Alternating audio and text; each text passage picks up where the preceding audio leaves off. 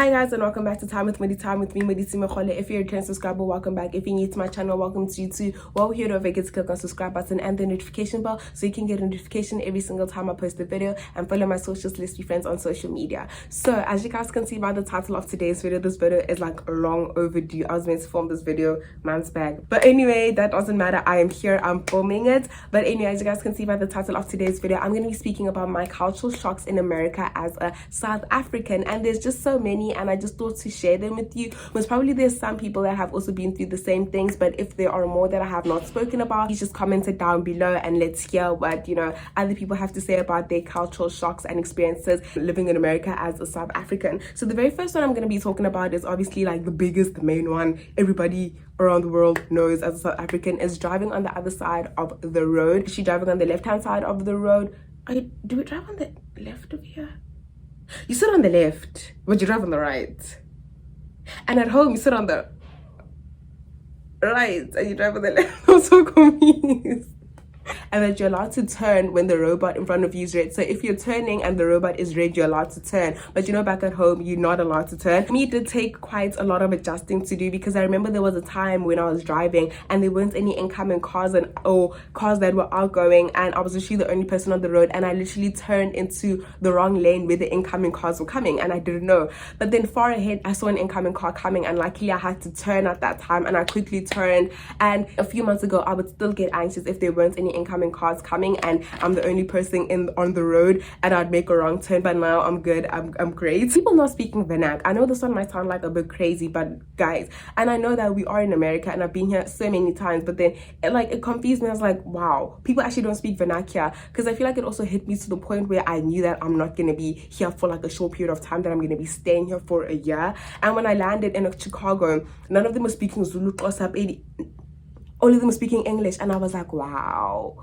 you guys really don't speak vernac, you guys literally only speak English. And I was like, there's nothing wrong with speaking English, but I was like, wow, you guys just only speak English. And I was like, wow, okay, even though it is obvious because this is America, but then it just hit me and I was like, okay, this is a minor cultural shock that I experienced. Not seeing quantums, GTIs, and a lot of polos on the road. Obviously you won't see a quantum, guys. For months, I've never seen a quantum. Ever since I've gotten here, I have not seen a quantum. GTIs, I can literally count the amount of GTIs that I have seen on the road ever since I have been here. Polos, very scarce, but I was like, wow, there really isn't any quantums. Obviously, there are taxis, like for example, Lyft, Uber, cabs are very unlikely to find. Obviously you're gonna find more cabs in the city. You don't find any quantums or any GTIs. You can literally count them with one hand, and polos and GTIs aren't as big the way they are back at home, so there is that. And calorie counts on all of your food items. Literally each and every single food item that there is available has a calorie count. When you go to McDonald's, there's calories, 500 calories for the Big Mac burger. This is an example. You have sweets, they have calorie counts. The drinks that you have, literally each and every single food item has calorie counts, and back at home you don't have that. So at the beginning it was an adjustment for me, because I would literally count all of the calories that I would be eating. I'd be on some, okay, as a woman I'm only supposed to be consuming 2,000 calories, and this has this many calories, I ate this many calories. And I was like, I can't be living this life. I can't be letting calorie counts consume me. They never used to consume me back at home, so I'm allowing it to consume me now. And I was like, I'm done doing calorie counts. If it's 500 calories, it's fine, it's 500 calories, I'll burn it the next day. So that one was like a big adjustment for me. It does make sense why there is calorie counts here. But then I was just doing petrol attendants at petrol stations, and people can say, what do you mean petrol stations? Okay, at gas stations. Guys, when I tell you, the very first time I had to fill fuel up into the car, it took me 30 minutes just to do it. Mind you, I couldn't align the car properly so that my tank was in the same area to the pump. Number two, I didn't know which gas I was supposed to get. I had to literally text my host parents and ask them, hey, what gas am I supposed to get? And I was even scared that I'm going to be pouring in the wrong one. Three, you have to like literally stop the thing on your own, like, because it just keeps on counting. You don't click a button to say, okay, I only want $15 worth of gas. You have to stop it on your own. Four, It was a process. I was scared. I was scared. And the fact that it took me that long just to pour gas into the car, 30 minutes. If I had a petrol attendant, they were gonna, because you know, back at home, like if you have petrol attendants, if you're not like aligned properly, they tell you to move this way, this way. I had to do it on my own. People were literally watching me struggle, and they were like, I'm minding my own business. I'm carrying on with my own life. You'll have to deal with it on your own. One is how expensive it is to do hair. Guys, let me tell you, the very first time, the story haunts me. When I tell you that this one haunts me, I remember the very first time. I remember the very first time I did my hair. Nah, I had braids in, and I had to undo my braids. Tell me why I spent $90 on unbraiding my hair and just washing it, not even relaxing, just wash. It's on boja $90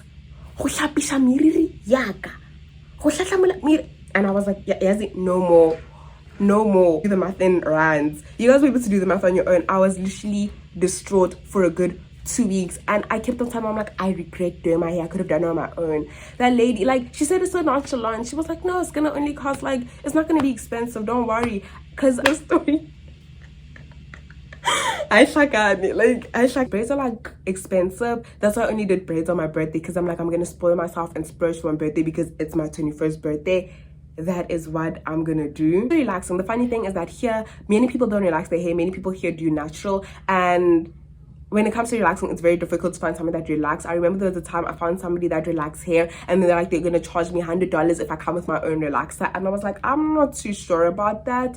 So I now need to learn how to relax my own hair, which is just great. So yeah, there's that. Snacks being in bulk and in family size and not like normal. You know how back at home our snacks are in like normal food sizes, like a small pack of, for example, eat some more, it's in like a small pack. Over here everything is like literally in bulk. It's like in family sizes, like the biscuit, like cookies and cream biscuits or chocolate chip cookies. You can't get them in like a small pack. You have to get them in those goomba packs. Like personally, sometimes I just want a normal small pack because I don't see the need for me to be buying big packs of biscuits or cookies, and here they are, they're in bulk, so that is kind of an inconvenience. Tax not being included in prices, it's annoying, because you know, back at home tax is already included in the prices. Over here something says it's $5. When you get to the till, it's $5.60, and you're like, why? Because the tax is not included. So literally each and every single item that you buy, the tax only gets included at the end of your purchase, and tax is quite steep depending on how expensive the item that you're buying is, and that is like a bit inconvenience. So if you're budgeting $100 to buy something, then you have to budget at least $120 because you don't know how much tax you're going to be paying for the particular item. That kind of, it is a bore. And so this one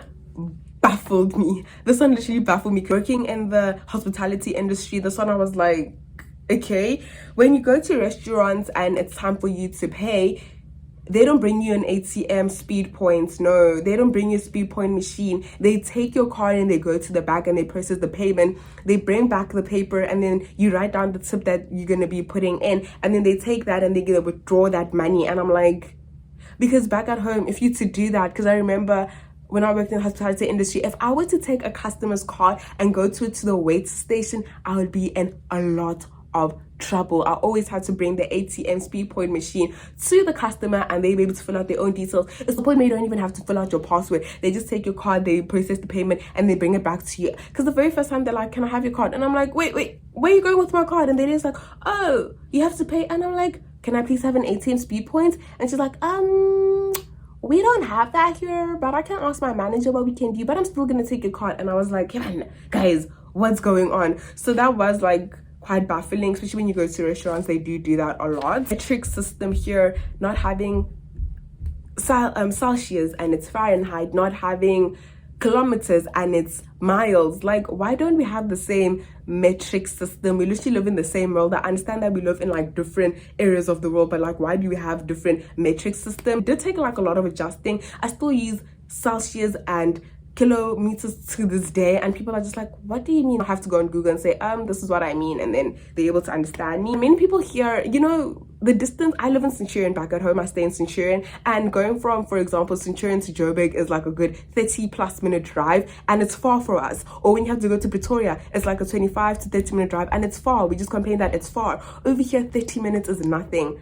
30 minutes is nothing. Like, if you say, I have to drive 30 minutes, like, oh, okay, that's a short distance. And I'm like, a short distance? Over here, 30 minutes is nothing. And that is like quite, it was confusing at the beginning. And I'm like, oh, 30 minutes is nothing. Because like literally getting to Atlanta from where I stay is like a good 45 minutes. And it's not that much evidence. It's like close to them. So 30 minutes isn't a big distance for them. And houses don't have any walls in between them. Because you know, back at home, we have those walls, the stop nonsense walls as we call them. But over here, it's literally fences. Or sometimes in the Kasi, there is like fences, but then over here it's fences, or people don't have any walls at all, or don't have any fences. It's just their house and open land, and people won't even go onto their land. I feel like that is good because people won't trespass or just go on anybody's land. And I'm also sometimes just scared to be like grass. Even back at home, I'd always be scared because you don't know what somebody's gonna do or who actually lives at that house. So not having walls and people can literally see you, like I can literally, even back at home I could see my neighbors, but over here it's like I can actually see you. We see each other. For me is the time difference, and that is quite obvious because currently my time difference is 6 hours, and it is an inconvenience. Like now I'm like, okay, when I'm speaking to my mom, she's literally halfway through the end of her day and I'm literally just starting my day.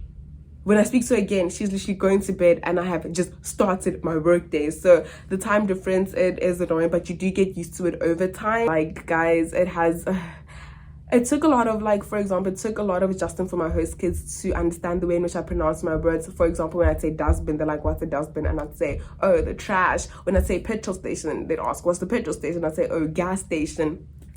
Obviously the way you pronounce the word water, and it's water. And like I feel like now they're used to it because they know that I'm not even going to change the way in which I pronounce my words because they already know what I'm going to be saying. So the pronunciation of words, that is obvious. It is obviously going to be different. Service, the amount of self-service things that you're able to do. For example, when you go grocery shopping, you're able to do self-service. Self-service does help a lot because it is quicker and it is more efficient. But then there's like a lot of self-service things that you have to do on your own. Some of them are an inconvenience because they don't allow you to do Apple Pay or they don't allow cash. If there's any ones that you guys can think of, please just comment down below. To give this video a thumbs up, don't forget to comment down below, don't forget to like, share and subscribe. Don't forget to watch my ads, guys. Oh my goodness, guys, please don't forget to watch my ads. You guys have to watch my ads so that I can, you know, invest in a vlogging camera. Will I get myself one? Most definitely. Do I want one? Yes, guys, please just watch my ads so that we are able to buy us a vlogging camera, because it's not only for me but it's for us. I will see you guys in the next one.